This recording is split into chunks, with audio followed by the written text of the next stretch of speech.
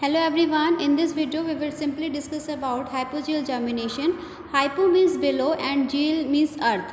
Means in hypogeal germination the cotyledon, which are source of nutrition in plants, they never comes out from the earth surface. Okay, it mainly present in monocot seed and it occurs due to elongation of epicotyle.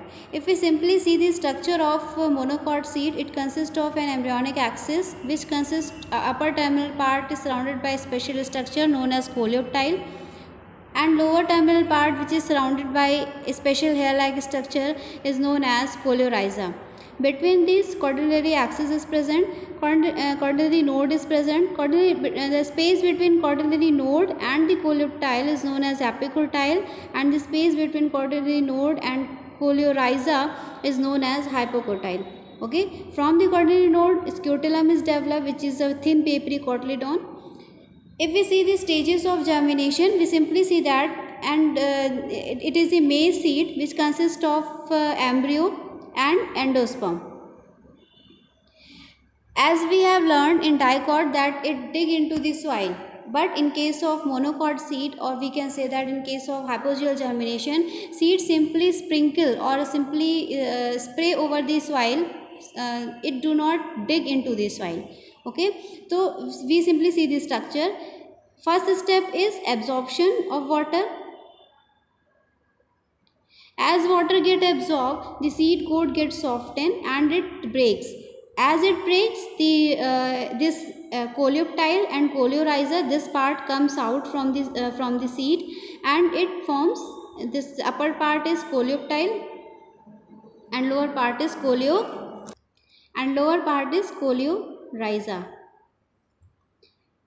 This part is hypocotyle and this is epicotyle. As we said that in monocot seed hypogeal germination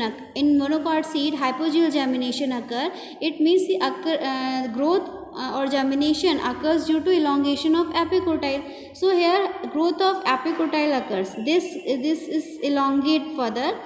The position of seed is remain as same. Okay, it will fixed, or we can say that it remain at its previous position. And the coleoptile, or we simply see that the epicotyle is get elongated further and simply forms the which forms the further when it comes out from the soil surface, it develops into plant. It forms stem and leaf, and the lower part, which is here hypocotyle, it develops into root system. So as we said that in case of monocot, both epicotyle and hypocotyle elongates, but growth of epicotyle takes place more as comparison to hypocotyle. Okay, so this is a simple germination of monocot seed. In monocot seed, hypogeal germination occurs. In hypogeal germination, the cotyledon never comes out from the soil.